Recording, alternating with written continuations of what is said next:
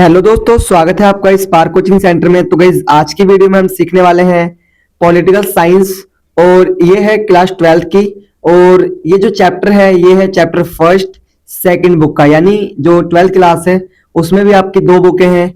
एक में हम वर्ल्ड के बारे में पढ़ते हैं और दूसरी में हम पढ़ते हैं सिर्फ इंडिया के बारे में। तो आज की जो हमारा जो चैप्टर नंबर फर्स्ट है ये हम पढ़ेंगे पूरी इंडिया के बारे में, यानी जो ये चैप्टर है और ये जो बुक है उसमें हम सारी चीजें इंडिया के बारे में ही जानेंगे। और इससे जो पहले वाली बुक थी उसमें हमने जाना था वर्ल्ड के बारे में। ठीक है, तो दोनों बुक में डिफरेंस है, तो ये याद रखिएगा, अच्छे से पढ़िए। जो फर्स्ट बुक है उसमें से अच्छे क्वेश्चंस आते हैं पेपर में और सेकंड बुक से भी क्वेश्चंस आते हैं, लेकिन मिड टर्म में अभी ओनली जो क्वेश्चंस आएंगे वो इन्हीं चैप्टर में से आएंगे, यानी कि ये चैप्टर सेकंड बुक का चैप्टर नंबर फर्स्ट और चैप्टर नंबर सेकंड सिलेबस यहीं तक होता है। ठीक है, तो आप अच्छे से पढ़िए। साथ साथ मैं बता दूं, हमारा एक और यूट्यूब चैनल है जिसका नाम है spark coaching centre for English.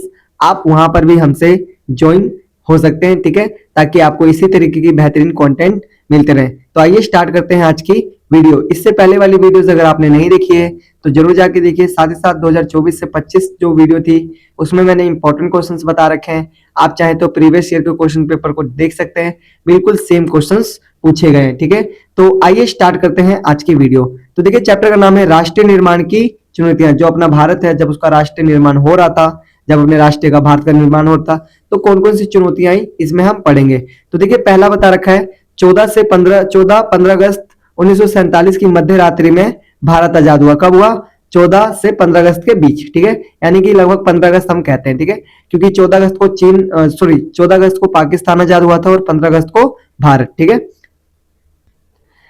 आगे देखिए बता रखा है जवाहरलाल नेहरू ने संविधान सभा के समक्ष एक भाषण दिया जिसका नाम भाग्यवधु से चिर प्रतीक्षित भेंट या ट्रस्ट विद डेस्टिनी था। क्या था? ये जो मैंने अभी नाम बताया आपको, हिंदी में आपका ये भाग्यवधु से चिर प्रतीक्षित भेंट और इंग्लिश में है ट्रस्ट विथ डेस्टिनी। ठीक है, ये किसने भाषण दिया था? ये भाषण दिया था जवाहरलाल नेहरू में। पेपर में एक नंबर का क्वेश्चन आ जाएगा कि जवाहरलाल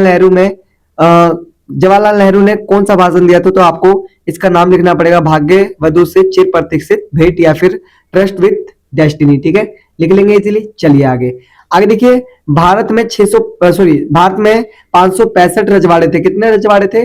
565। ठीक है, याद रखिएगा, क्वेश्चन आएगा कि भारत में कितने रजवाड़े थे, तो आपको लिखना होगा 565। नेक्स्ट है आपका, भारत का विभाजन दो राष्ट्रीय भारत और पाकिस्तान के बीच हुआ था। किसके किसके बीच? भारत और पाकिस्तान के बीच 1947 में।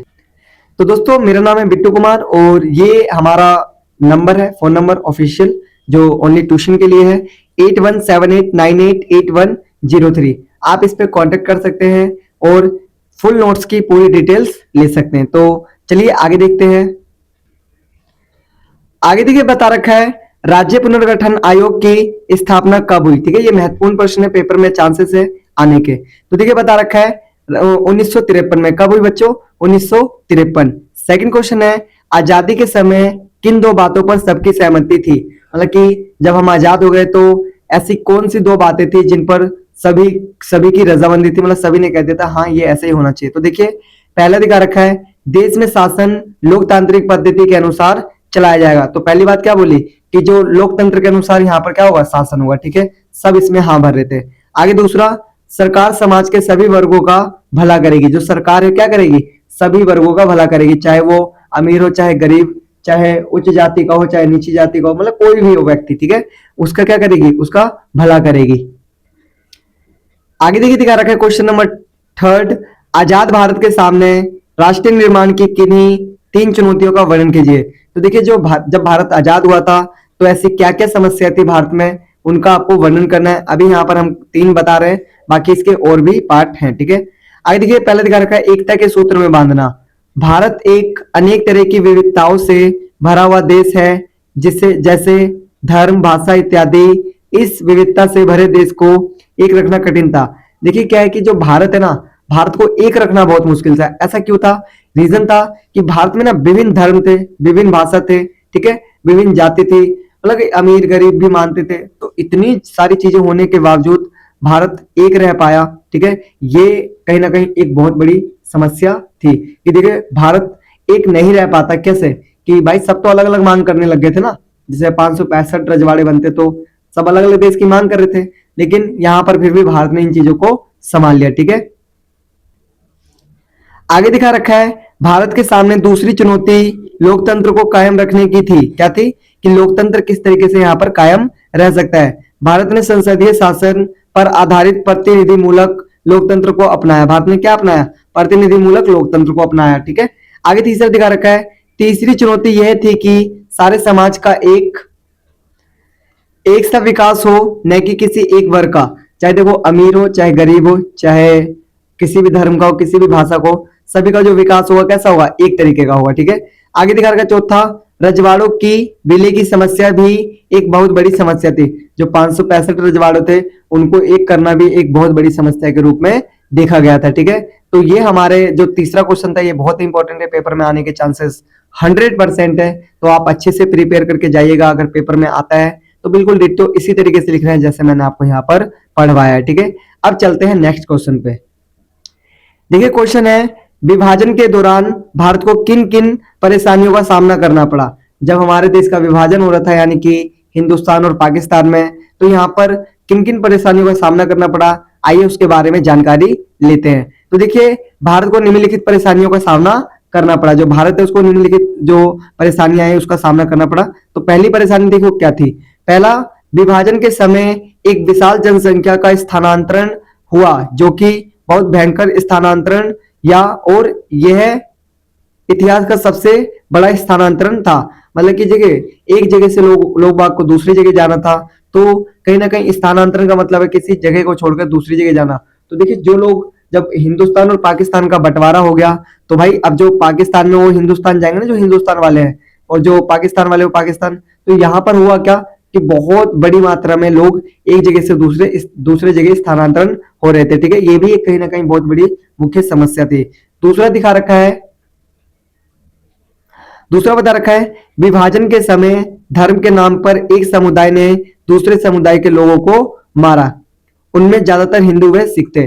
अब देखिए हिंदू मुस्लिम को मार रहा था और मुस्लिम हिंदू को मार रहा था। कहने का मतलब यह है कि वो वहां पर क्या होगी, इतनी ज्यादा लड़ाई होगी हिंदू मुस्लिम के बीच की कोई भी एक दूसरे की शक्ल देखना नहीं चाहता था। ठीक है, और उसमें जो सबसे ज्यादा मौतें हुई थी वो हिंदू और सिखों की हुई थी। ठीक है, आगे देखिए दिखा रखा है विभाजन के समय लोगों को अपना घर बार छोड़ना पड़ा तथा उन्हें शरणार्थी शिविरों में रहना पड़ा।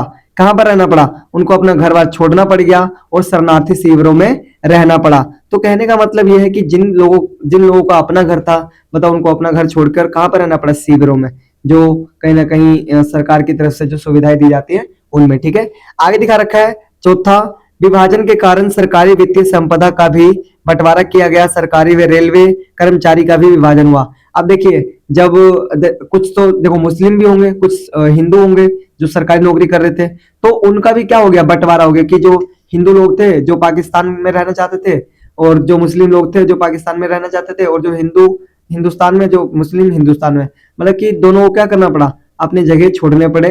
और सरकार मतलब कि जो सरकारी दस्तावेज वगैरह होता है ना, उनका भी क्या हुआ, बंटवारा हुआ। ठीक है, ये बताया गया है यहाँ पर। अब दिखा रखा है पांचवा, विभाजन के कारण हिंदू व मुस्लिम लोगों को अलग होना पड़ा। किसको अलग होना पड़ा? हिंदू व मुस्लिम लोगों को। ठीक है, जो अब तक एक साथ रहते थे। किसके साथ रहते थे? अब तक एक साथ रहते थे। आगे दिखा रखा है यह विभाजन बहुत हिंसक था तथा भयावह विभाजन था।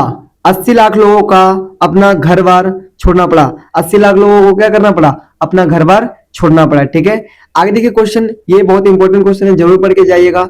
आगे दिखा रखा है पांचवा क्वेश्चन, विकास के दो मॉडल कौन कौन से हैं? भारत के द्वारा विकास का कौन सा मॉडल अपनाया गया? तो देखिए ये वाला जो यहाँ पर ना कौन से की जगह कोर्स लिखा गया, तो आप सही कर लेंगे एक बार। ठीक है, कौन सा, ठीक है, ऐसे लिख लेंगे। तो देखिए 6 नंबर का क्वेश्चन पूरा चांस है पेपर में आने की, तो अच्छे से पढ़ के जाइए ताकि अगर पेपर में आता है तो आप इजीली लिख सके। दिखा रखा है छठा क्वेश्चन, आजाद भारत में 4 रियासतों के विलय में काफी कठिनाइयां आई। चारों के नाम लिखिए। यहां पर ऐसे लिख दीजिए कि चारों के नाम लिखिए तथा किन्हीं 2 का वर्णन कीजिए।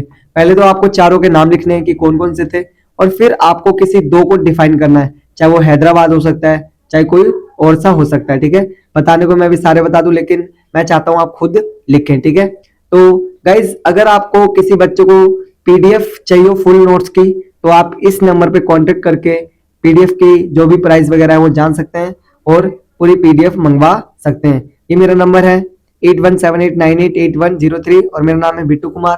तो आप चैनल का नाम लेकर आप सीधा हमसे कांटेक्ट कर सकते हैं। तो आज के लिए इतना ही, मिलते हैं नेक्स्ट वीडियो में एक नई वीडियो के साथ, यूजफुल वीडियो के साथ। तब तक के लिए टाटा बाय बाय, जय हिंद, जय भारत।